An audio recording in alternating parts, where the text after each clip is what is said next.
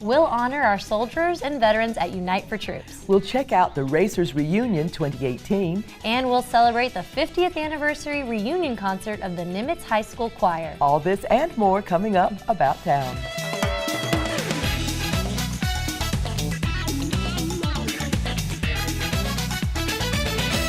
Hello everyone and welcome to About Town. I'm Susan Stevens. And I'm Kathy Whiteman, but wait, this is Susan Kamyab. Okay folks, we're very happy to have Mrs. Susan Stevens on the show today. Thank you. So it was, again, Brett and I talked about this on the last show, but your wedding was absolutely wonderful. Thank you, and thank you for the shout out last show. You betcha, you betcha. So that part has changed, but your love of movies has not. No, it has not. And if you hear, you can still, Kamyab is still my middle name now, so it's fine if people still want to call you Kamyab. Yeah, that's fine, but I am Susan Stevens now. And I think your husband will appreciate that, so that's kind of nice. Yeah. So before we roll into the show, I do want to ask you, there's so many great movies coming out right in time for Oscar season. If there's one you absolutely suggest for people to see before Christmas, what movie? Has to be Green Book.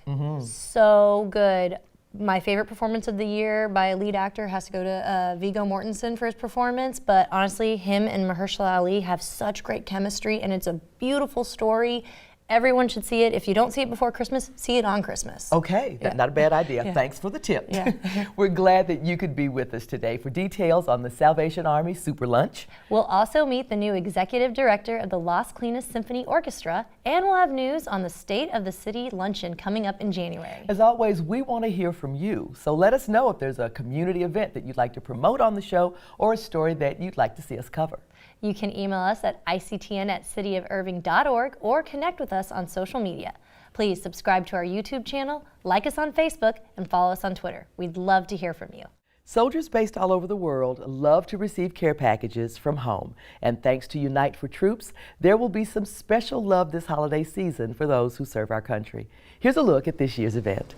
Porter's Army-Navy store hosted their annual Unite for Troops event, honoring veterans and active duty military. Porter's Army-Navy has always been very gracious about letting different people come here to celebrate veterans and to help us kind of get a hold on what Veterans Day really means. At 12 o'clock, we'll be rededicating the Missing in Action and Prisoner of War table, and it's a very moving ceremony. With help from the Airborne Angel Cadets of Texas, the community joined together in collecting needed items for those serving overseas. Airborne Angels is a nonprofit. We are all volunteer organization, and we send care packages to troops that are on the front lines throughout the year.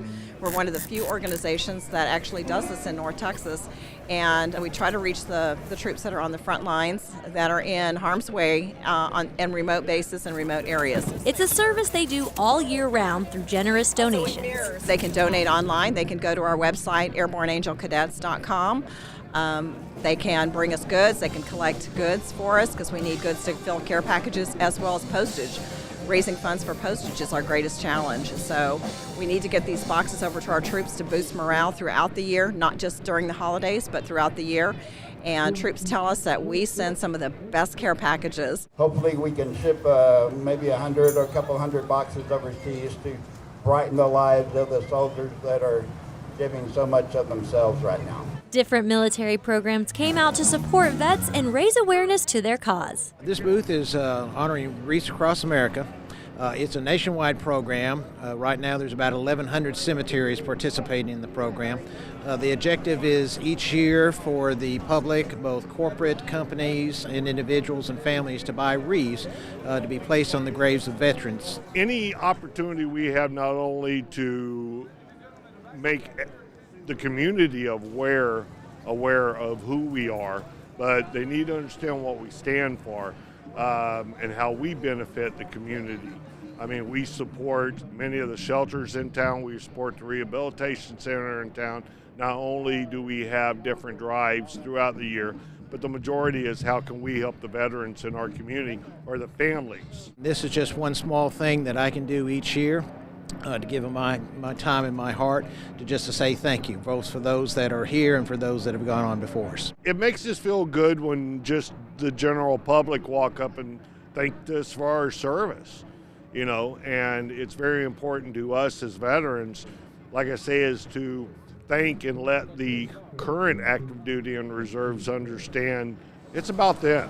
Impacting veterans and those serving, Unite for Troops showed what good can be accomplished when a city comes together. This is done by you. All we do is provide a day. But you're the ones who come out and make this happen. So thank you very much. For About Town, this is Susan Kamyap. To learn how you can help, visit unitefortroops.com. The 9th annual Racers Reunion brought racing enthusiasts from around the country together for a day of fun, memories, and celebrating America's legendary racers. Here are some highlights.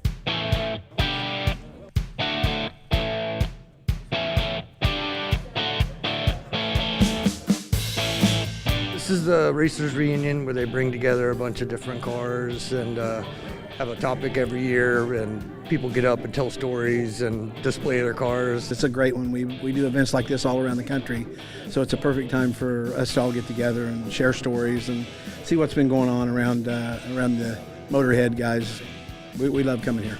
I just love seeing the old racers and talking to them. They're the nicest guys in the world, and they'll tell you anything you want to know about their era of racing if you ask them. And they're here to see their friends, and it's a very positive event. And they get together, they tell stories, and some of them are even true. I started driving in 1959 in Bakersfield, California. I drove for 54 years, and I finally figured out I'd smelled enough alcohol to last 10 people a lifetime. What was your most memorable race? Every one of them. Started back in the 70s, raced until 2000. I had some good times. I lived through it all. That's the plus. I've got a lot of good memories of those races. I was track champions in different areas and inducted into 4 or 5 Hall of Fames. Of course, that just makes you feel old, though. I used to race cars, stock cars, and I just love old cars, and I've fallen more in love with the history of the sport. I've got 2 cars here. This car over here I built in 1974, and I built the frame, every piece on it here. We used to make everything ourselves. It's changed now. You go into a race, the type of races that I run, sprint car races, and you go see the rigs and the amount of money they put into the effort to go race. That's what it takes to be competitive nowadays. I really miss the time when it was just all about the talent of the drivers and the teams. Now it's more about it. I feel like it's more about the money, and there's a lot of high tension because of that. So it's not the fun racing like we had in the old days, although it's still awfully good. I still recommend it. A lot of the drivers we see at NASCAR right now came from these cars right here. I would recommend anybody that's into old racing to come attend this event because it's really special. If you're a fan of the auto racing, learn more at radiusnation.net. The Salvation Army has a long history of helping families in Irving, and their signature fundraiser, Super Lunch 26, is coming up December 11th. Carol Boyer joins us with the details. Welcome. Thank you. Thanks for having me. I'm so glad to see you, Carol. We've talked about this before. Salvation Army is such an important organization in the city, and the Super Lunch is really critical to your mission. Can you talk about why it's so important? Yes, the Super Lunch next to the Irving Red Kettle that you always see in front of the stores is the biggest and main fundraiser for the Irving Salvation Army. So it is the biggest draw of anything we do all year long for fundraising. Okay, and that's got to happen. Yeah. And you guys crossed a milestone last year, and I know you're looking to the future with new leadership. What can you tell us about the Salvation Army's Irving's new commander? Yes, last year was our 25th year of going into service on social services in Irving, and the new commanders are Lieutenant Amando and Mayela Acosta, and they are newly commissioned officers from the Salvation Army Training School. So they're new in the service and excited and really looking forward to serving, and they're wonderful about community outreach, and they've really reached out to the community and done wonderful things so far in Irving. They had a Thanksgiving concert and Thanksgiving dinner, wonderful outreach, so they're really excited to be here. That is a great idea. That's really wonderful excited to know to be about. here. Well, the Salvation Army has so many programs that the Super Lunch helps to support. Yes. Give us a snapshot. What are some of the things that this money will help to fund? Sure. We have a food pantry. We have rental assistance, financial aid that we help with some of the families in need in Irving. They go through a financial counseling program to benefit from those vouchers. That's great. And then we also have a senior program that every Friday they come to the center and they get some groceries and get some little special treats to take home with them, and they're all seniors. And then they also have a Boys and Girls Club, which is a huge draw in huge. Irving. And right now we're full to capacity and they have a wait list. So it's a really successful program, and we can't do any of those things without fundraising and keeping the lights on and the doors open. Yeah, so we want people to buy those tickets. Yeah, yeah. So what do viewers need to know about how to get lunch to the Super? They can still buy tickets. We still have tickets and table sponsorships available. They can go to our website, which is www.muradauctions.net and /Superlunch 2018. Or they can contact the actual Irving Salvation Army, and anyone there will help them buy tickets. That is great. Great. So before we let you go, who is your keynote speaker this year? This year we have the Texas First Lady, Mrs. Cecilia Abbott, and we're excited to have her this year. All right, wonderful. So this is an Thank you. opportunity for the community to help a really important organization and to meet the First Lady of Texas and hear what she has to say about what's going on in the state. Absolutely. Thanks so much for being here today. Thank you for having me. So glad that you could be here. Folks, you can still get a ticket to the Salvation Army Super Lunch 26. You can call the Salvation Army, or you can go to muradauctions.com/superlunch and reserve your place. The Super Lunch is Tuesday, December 11th at 11 a.m. at the Irving Convention Center. Susan sat down with an actor who is one of my personal favorites, Rupert Everett. Everett steps into the role of writer, director, and star of the new film, The Happy Prince. Here's Susan with the interview. I was doomed from the start. Why does one run towards ruin? Why does it hold such a fascination?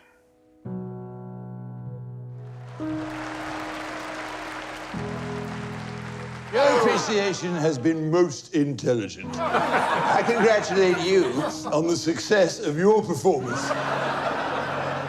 What I'm saying is that I have lived in the grip of vice and pleasure. How does it feel that your directorial debut was about a man that you've looked up to since you were 6 years old?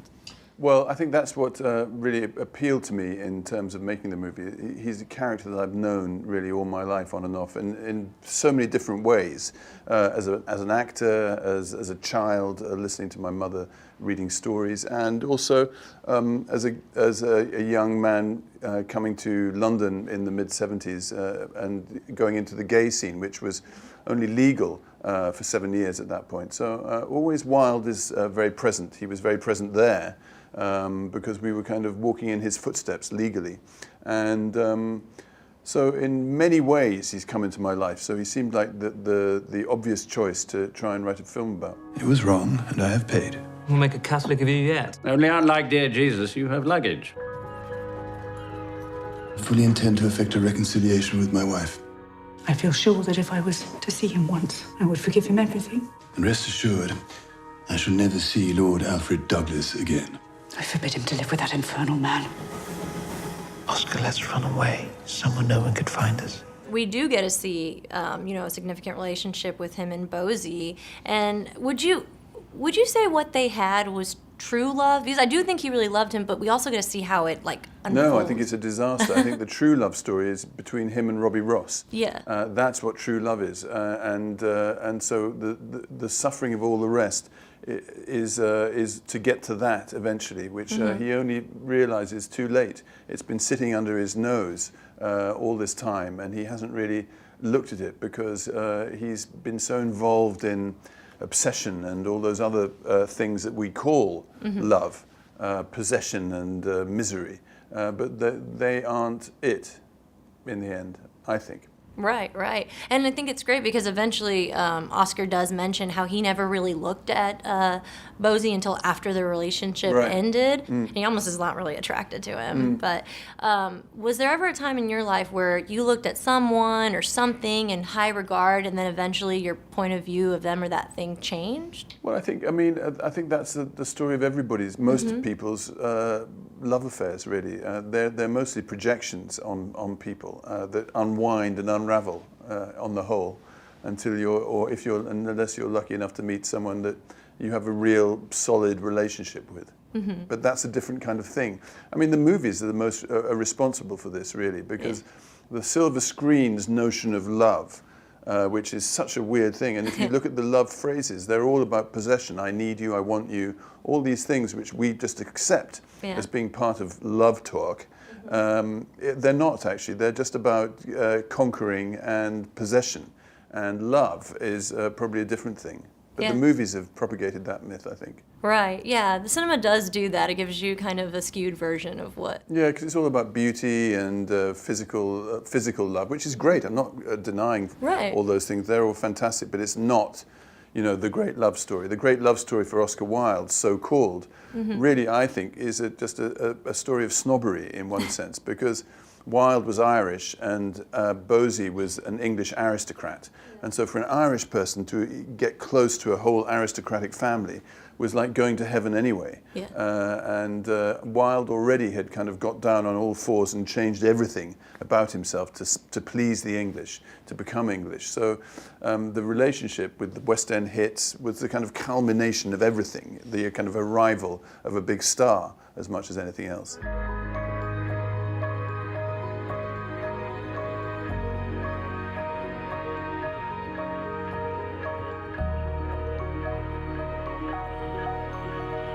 You've taken everything! My family, my work, my freedom, everything! There's nothing left to take! So you chose to focus on more of a tragic time in Oscar Wilde's life, which I think is great because we haven't seen that story before. But if they were going to make a movie about your life... I hope they would focus on the tragic side. No, yeah, I was going to ask, what period of time would you want audiences to see and why? I don't think I'd be very happy with a movie about my life, really, because I don't think anything dramatic enough has happened yet. Mind you, it might, because I'm going to this gay and lesbian film festival in St. Petersburg the week after next, and it's been put 2 weeks forward because Putin has banned it. Whoa. And it's been banned after November the 10th, and so it's happening on November the 2nd. So I might be in Gulag by this time next month. What? In which case, there could be a movie. Yeah, that's a great story in itself right there. Whatever price I pay for it. Mr. Wilde? How kind of you to speak to me. You couldn't lend me £5, could you? The Happy Prince is playing at the Angelica Film Center in Dallas. The Las Colinas Symphony celebrates its 27th season with symphonic kaleidoscope and a new executive director. Darren Rich joins us to tell us more. Thanks for being here. Yeah, thanks for having me. We also want to say welcome to the community and thank you for allowing us to introduce you to the community. So if you wouldn't mind starting with just a little background about who you are. Sure. Well, we are excited to be here. We being my wife and daughter and I. We moved here from Billings, Montana. Prior to being here in Irving, I was executive director for their symphony orchestra for 5 years.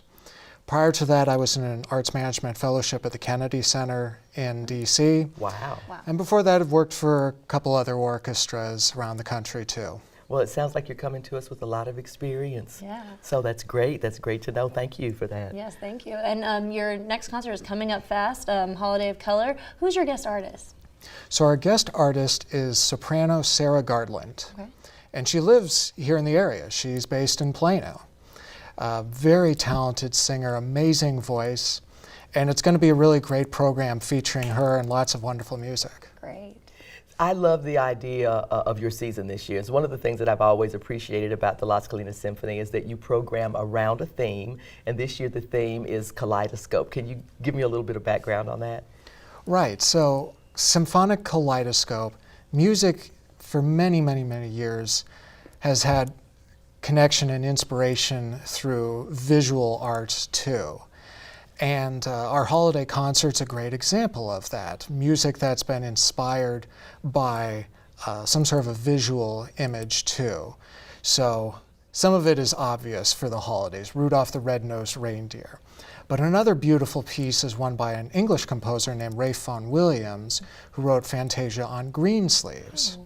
So most people recognize green sleeves, and he wrote this beautiful version of it, as well as Irving Berlin's White Christmas. Lots of great stuff. So can you tell us a little bit about the rest of the season and what audiences can look forward to? Sure, we've got some beautiful music planned for the rest of the year. Honestly, maybe a favorite that I'm looking forward to is our January concert, so just right around the corner. But we are featuring Beethoven's Eroica Symphony, his third symphony, very popular piece, as well as a guitar concerto.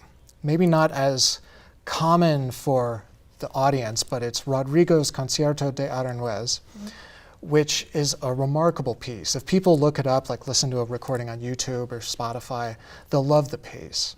So that's just coming up next month in January. But we've got wonderful music February through May for the rest of the season too. And they can get all that information on our website, lascolinas.org. Wonderful. Thank you for mentioning that. So folks, Holiday in Color is coming up very fast. It's Saturday, December 15th at 7:30 p.m. in Carpenter Performance Hall. As Darren mentioned, you can find out more details at lascolinasymphony.org, and you can buy your tickets at 972-252-ARTS.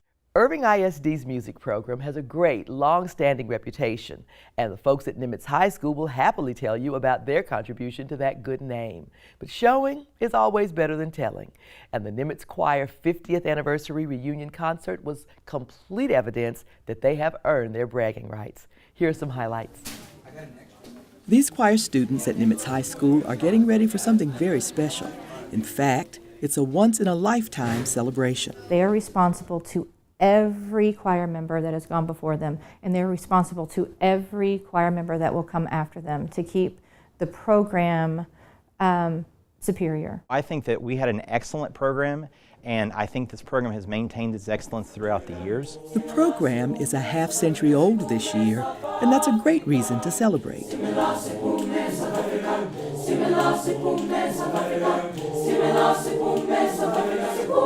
The choir members are preparing for a concert 50 years in the making. Alumni from the very first choir and others throughout the years will all come together for one very special night.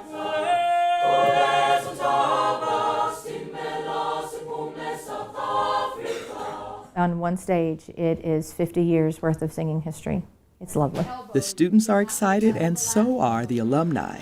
Some of them are traveling quite a ways to take part. Kansas, Oklahoma, obviously, but Hawaii is definitely the biggest distance. And they've been taking advantage of technology to make sure they're maintaining the highest standards. We have this live feed going on, and they can rehearse with us in Hawaii or Singapore or wherever they may be. That level of dedication may be why the Nimitz Choir has earned such a great reputation. It's a group of people who are committed to keeping the legacy alive. We made it clear that we didn't want tonight to be the end of something. We wanted it to be the beginning of something, and that was alumni working together to invest in Nimitz High School. Stay tuned for more on the Nimitz Choir Legacy Concert on an upcoming edition of About Town. This is Kathy Whiteman reporting.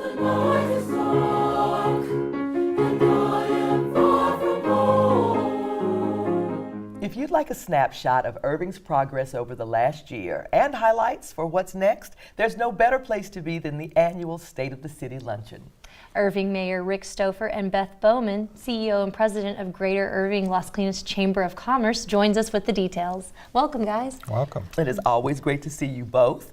So we know that Irving has had some really phenomenal things happen over this past year, and if you really want to know how that came to be and what we can look forward to, then you need to be at the State of the City event. But why is it so important? Well, I think it's important for the citizens to realize how we actually use their tax dollars and how we really make things happen in our community. There's a lot of things that we've addressed this year that, as far as infrastructure.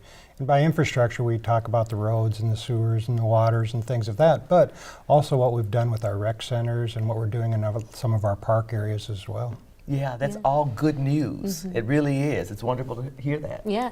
What's in store for attendees at this event?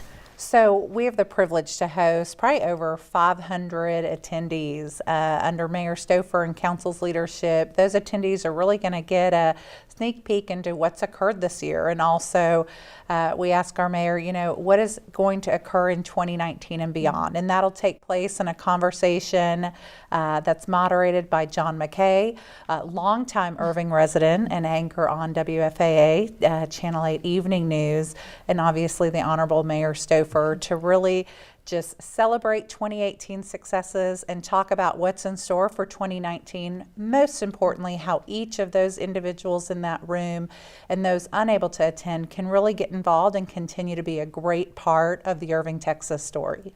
That's wonderful. And there are people in this community. Irving is known for wanting to dig in there, you know. It's a giving community. It is, and people want to volunteer. So, Beth, let me ask you, are there sponsorship opportunities or volunteer opportunities available at the luncheon?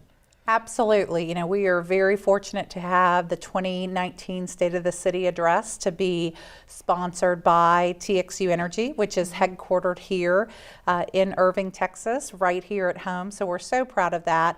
And other companies or individuals or homeowners associations that want to come and have a table at the signature program can find more details at www.irvingchamber.com. All right, wonderful. Good to know. Yeah, so that, I mean, how can viewers get tickets to the event? Yes, so everything can be accessed online.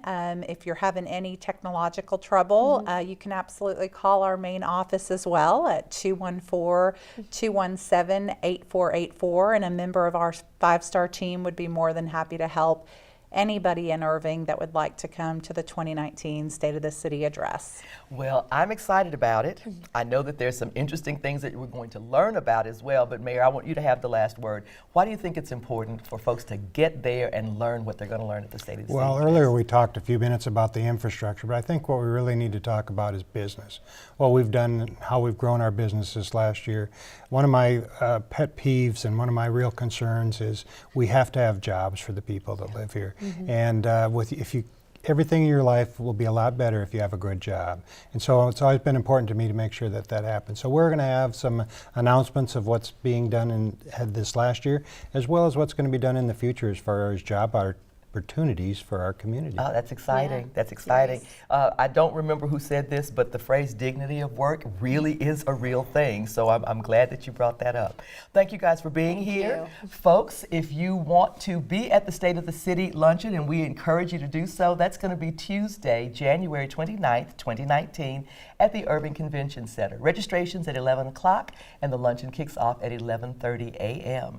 You can go to the website that Beth mentioned, but you could also call 214-217-8484.